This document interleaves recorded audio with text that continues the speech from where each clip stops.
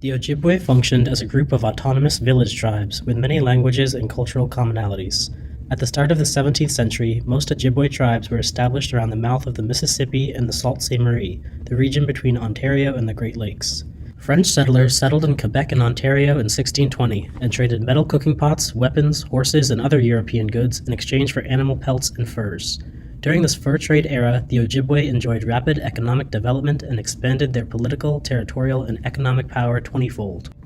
In the mid-1600s, the Ojibwe migrated westward, guided by a vision of the seven fires called the sacred Mijis that told them to migrate west to the land where food grows on water, a clear reference to the wild rice that could be grown out in the plains of Wisconsin and Minnesota.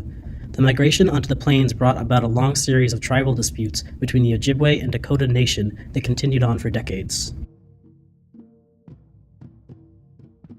The Ojibwe were a very powerful warrior tribe, but their land was often under attack. When the French and Indian War erupted in 1754, the Ojibwe fought alongside their French allies to protect their valuable territory from the hands of the British and Cherokee Nation. However, the French were defeated in 1763, giving control of the Midwest and Canada to the British. Unlike the French, the British treated the natives as inferior and believed it was their own God-given right to claim land in America for themselves.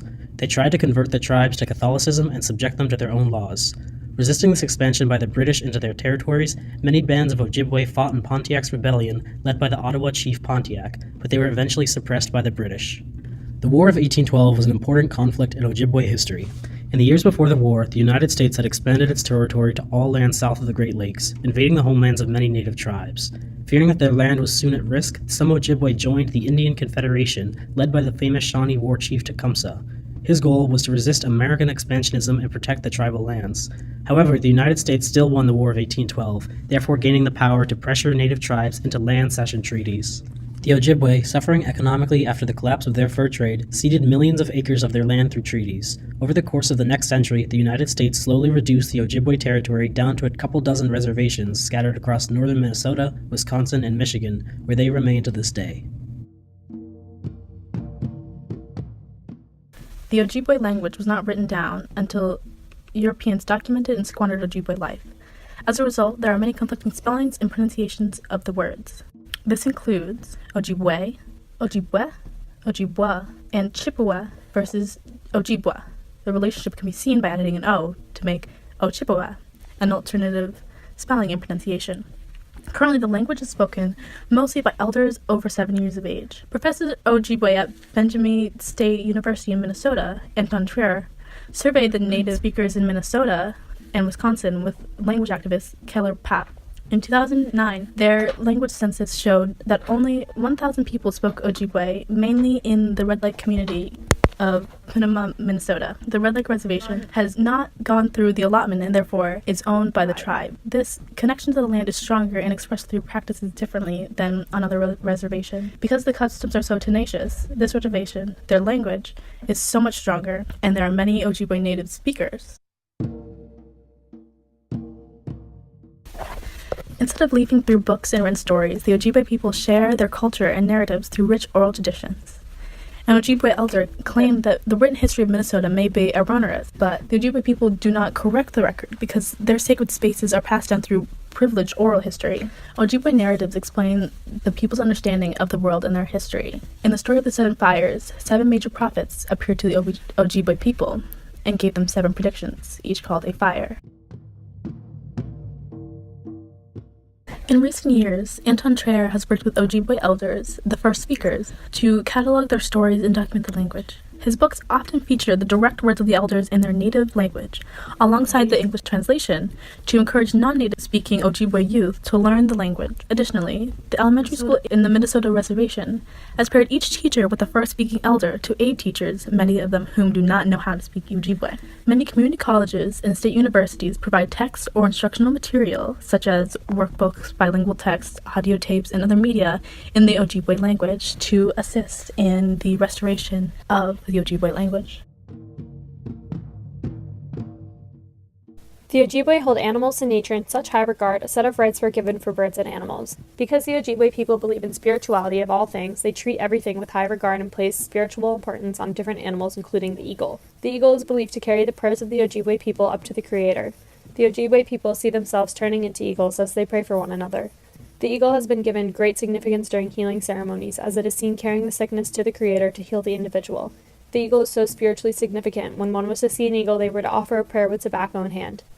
Tobacco symbolizes honesty, peace, and healing. Tobacco was seen as a gift of the earth. The use of tobacco was vital in medicinal and healing rituals, as well as ceremonial and religious practices. Tobacco is often burned and smoke used to cleanse and heal. During healing ceremonies, tobacco is sprinkled around the bed of the ailing individual to protect and act as a healing agent. It is also used to promote well-being and good thoughts for social and peaceful purposes. Before important meetings, sacred tobacco would be smoked as a ritualistic exchange. Elders, healers, and tribal leaders used tobacco leaves in storytelling because the smoke was called spirit paths and served as a channel to evil or bad spirits. There are specific rules followed when smoking sacred tobacco, which are equally as important as the actual act of smoking. Small puffs of the smoke were taken and held in the mouth, while deep inhaling was not encouraged due to the idea it should be not enjoyed but rather understood as a symbolic gesture meant to cleanse the air, heart, and mind. Participation in various ceremonies is an important aspect of Ojibwe lifestyle. Some of the common ceremonies include fasting, vision quest, rite of passage ceremonies, and the powwow. Powwows are commonly heard of in our society and are a time to put differences aside and celebrate traditions. Powwows strengthen an entire group of people, making it known that the Ojibwe people should be proud to know who they are and where they came from. Hundreds of people gather to celebrate the history of the people and utilize art forms for recreational and competitive purposes.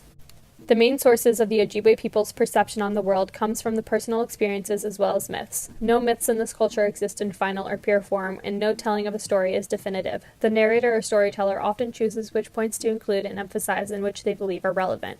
It is believed that these myths are functionally true and are not considered fictional or for entertainment purposes. These myths serve as a basis for individuals to act on what they believe to be true and yield universal guidelines for living one's inner life. Without the presence of myths in Ojibwe culture, they may be considered nonsensical, amoral, and religiously barren. Religion is very much present within the Ojibwe communities, but it may look different than how one may typically believe a religion to be represented.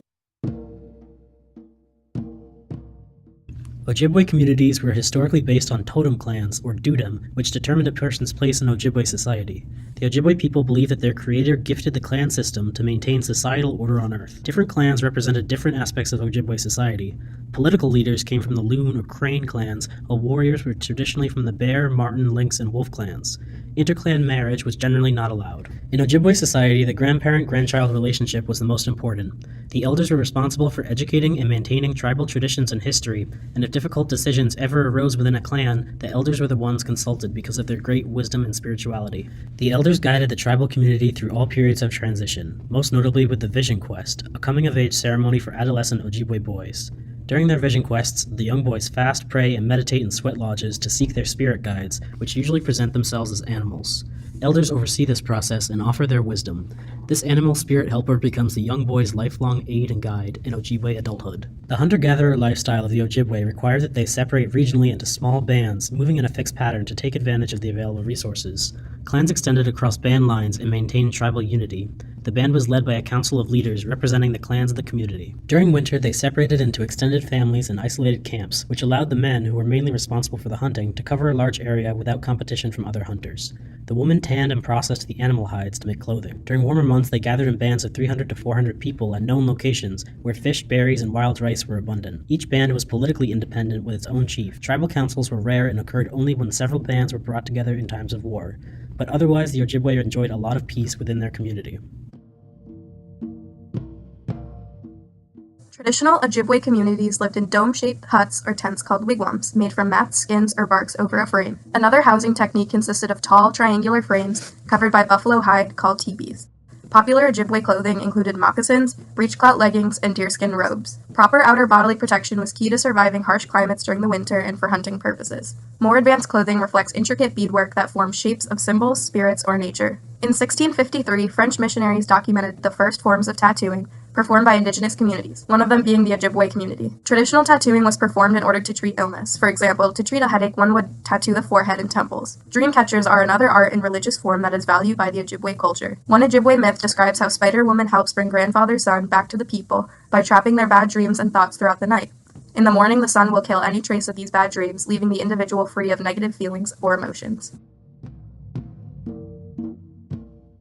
Ojibwe paintings reflected traditional religious beliefs of human-environmental relationships. Therefore, animals, spiritual beings, and people dominated the foreground of bright and vivid backgrounds. According to the National Museum of the American Indian, modern artist George Morrison created the first comprehensive retrospective of a key Native American modernist, called Modern Spirit. The art of George Morrison includes drawings, paintings, prints, and sculpture that bring together concepts of abstraction, landscape, and spiritual reflection in the mind and eye of this important 20th century artist. Another notable contemporary artist is Jim Demany, who portrays the image of society and real-world events from a Native perspective. These series of oil canvas paintings incorporate political references and demonstrate Ojibwe life. He is most famous for his painting depicting the Dakota Access Pipeline controversy and protest that erupted in August 2016 near the North Dakota Standing Rock Indian Reservation.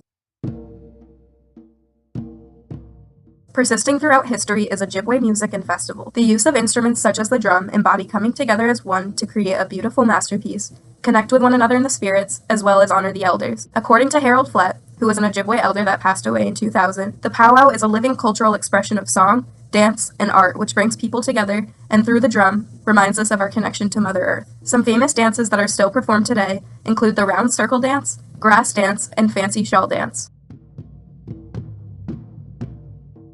Traditional Ojibwe medicine practice revolved around the medicine wheel. The purpose of the wheel is to encompass all aspects of an individual's life in relation to the natural world. This wheel is composed of 4 quadrants, each symbolic of Native beliefs. More specifically, the seasons, directions, elements, colors, and the cycle of life. Traditionally, beginning first is the East Quadrant. This quadrant is yellow and resembles spring or birth. This quadrant is the physical health quadrant, meaning a person takes care of themselves in a healthy way. For example, nutrition, exercise, and personal hygiene. The plant associated with this quadrant is tobacco. Second, the South or Red Quadrant. This represents summer, thus energy and warmth is sourced by the sun. The element is the air that we breathe and that's necessary for vegetation to grow. The period of life specific to this quadrant is youth. Therefore, emotional awareness and healthy expression is emphasized. The emotional dimension includes the importance of seeking help from others, and the plant associated with this quadrant is sweetgrass. Next is the West or the Black Quadrant. This quadrant represents fall, where vegetation is dormant and significant changes occur in the environment. The life stage is adult, symbolizing the passing of knowledge and mentorship. Partaking in ceremonies is crucial during this time. The plant associated with this quadrant is sage. Lastly, the North or White Quadrant. This quadrant represents winter or cold. The old generation lives in this section of the medicine wheel,